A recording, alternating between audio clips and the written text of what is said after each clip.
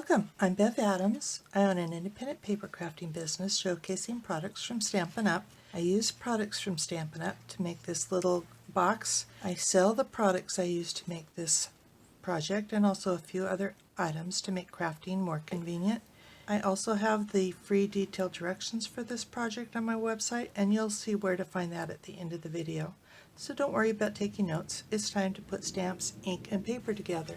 These are called poppers in England because the tradition is that you pull these and there is a pop, and then inside there is a small gift, a joke, a king's hat, crown, and maybe some candy. You can order these strips of paper that are two pieces of paper with, I suppose, a little bit of gunpowder in, and when you pull them, they pop. I have ordered these at Amazon. I use Perfectly Plaid and the coordinating pine tree punch. You can get these as a bundle and save yourself a little bit of money. And I use the Wrapped in Plaid Designer Series paper. This is all different kinds of plaid on one side, and then on the other side it's Christmas images of all kinds, and it doesn't really matter which paper you use. This will work out perfectly. So let me do this one for this project. My inks are Early Espresso and Shaded Spruce, and I use the metallic gold ribbon, and I also use these Star Designer elements. So one of the other things that's traditional inside a popper is a tissue paper king's crown. They are very easy to make.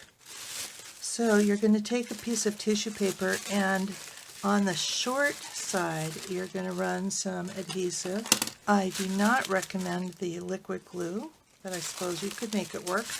And I'm just bringing the ends together, trying to get this lined up. My paper is wrinkled, so that might make it an extra big challenge. I have a little bit of adhesive sticking out here, so I'm just going to put some embossing buddy on that and fix that adhesive. You don't want that to be sticky. So then you're going to fold it, and you want these to be pretty close to matching exactly. And fold it again matching those exactly if you can. And I'll fold it one more time. And then I'm going to cut, and the distance is not real critical. Maybe I'll do about 6 inches going straight across. And you're just going to cut at a diagonal.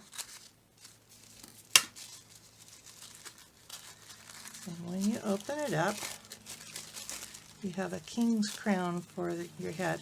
And of course you'd have two at the same time. Okay, let's get started on the cracker itself.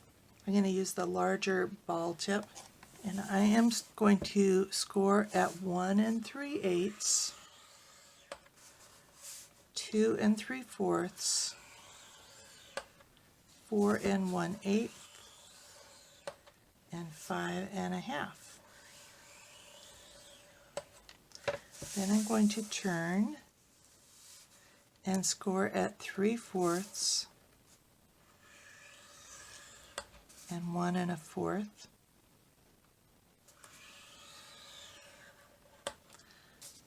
On both ends, or if you want to do 5 1/4 and 4 3/4.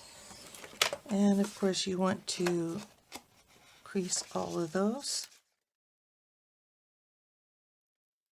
And these are all mountain folds. So whatever design you want on the outside, these are all going to be mountain folds. The outer scores are going to be mountain folds, and the inner ones are going to be valley folds.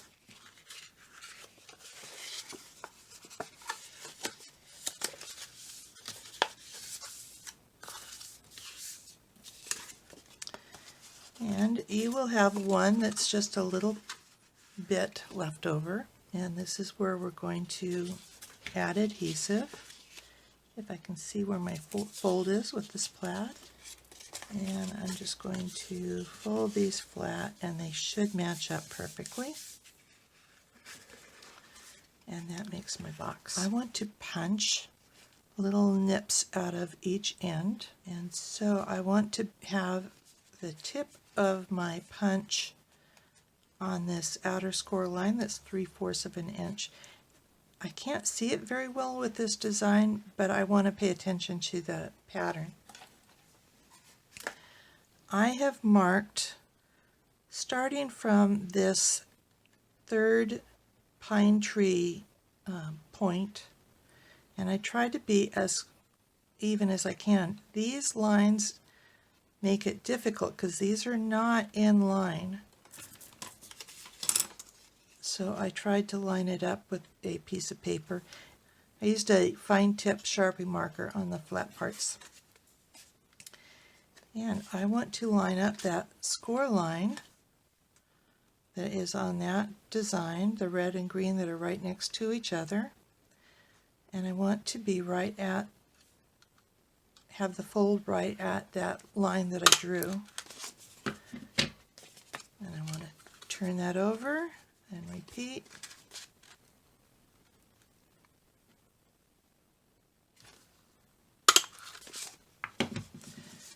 And on this one, it's going to be just inside. And then I want to refold and repeat that process.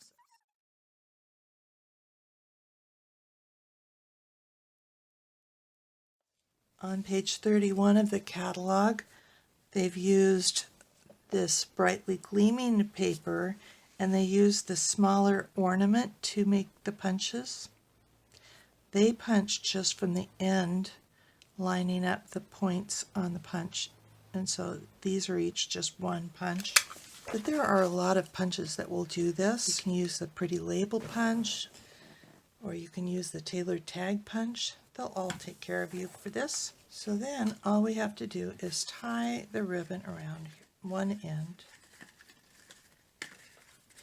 If you are using an actual cracker, you want to lay the cracker down with the separation so it's in the middle, and you want to adhere the sides very well so it doesn't pull loose. Find the seam. You want to put the seam in the back, and then I'm putting the knot in the front.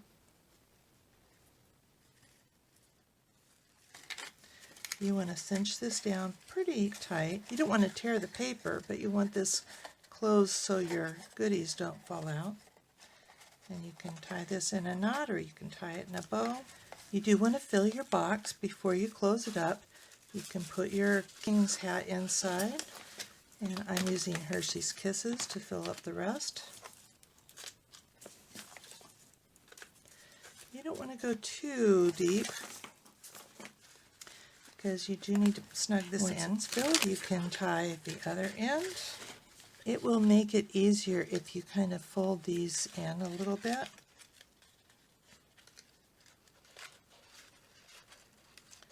And this ribbon is so wonderful for tying. I forgot to crease that, and so it's tucking in a little bit too far.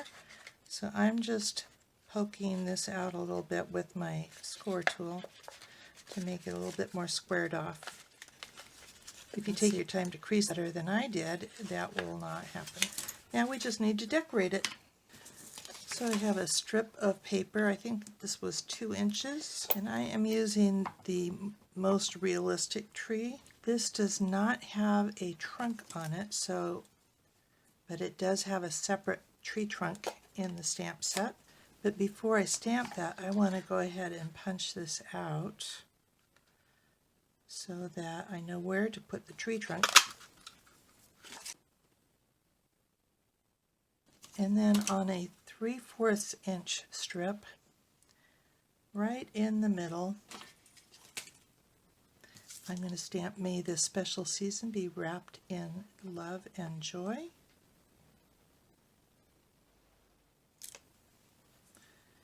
I'm a little bit low on here because I'm stamping at an angle because of the video. There are 3 pine cone stamps. This is the one that is, again, most realistic.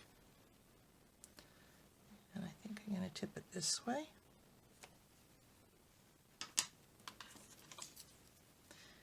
And I'm just going to flag the ends. You can use the tailored tag punch if you'd like to use it that way. I tend to just do it freehand. And then I want to have my tree on here, and I want to, so I'm going to kind of just place my tree there and then snip this off. And add a couple of dimensionals. Tree is raised up. I raised up this end of my tag with the dimensional there. Add one of these copper stars to the tree. These are copper and my metallic on this is gold. And I tend to be pretty matchy-matchy, but it looks just fine. What do you think? You can make a whole table full of decorations or stocking stuffers for your whole family. It won't take you long, and they'll be very special.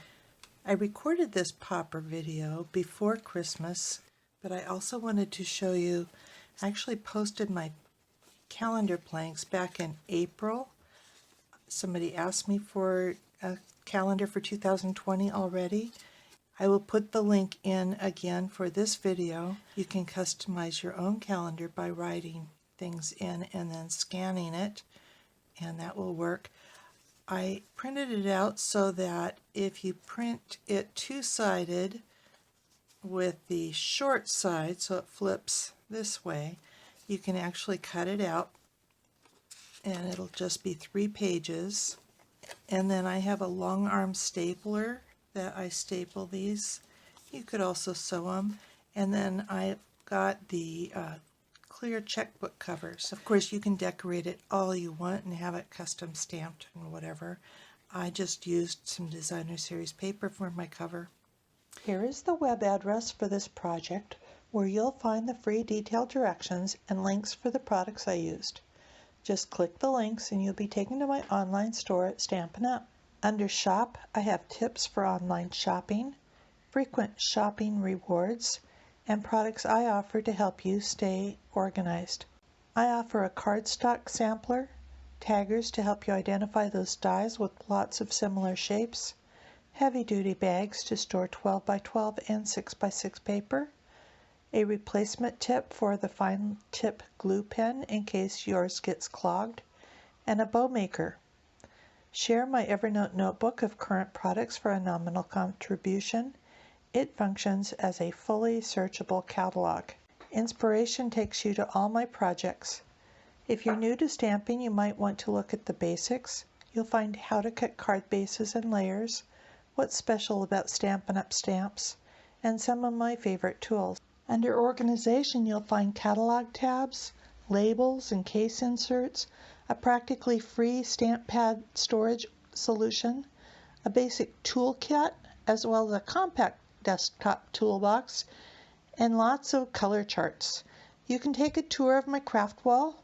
More organization means more time for crafting. Come stamp with me here in Ventura County, California, or get the best deal of all and join my team of crafters. The team is called SIP Together, and it stands for Stamps, Ink, and Paper Together. The team is made of crafters who want to save money on the products they buy, share with a few friends, or grow a business like mine. Be sure to subscribe to my website and on YouTube. I'd love to hear your comments. Thank you for joining me. Talk to you soon. Bye.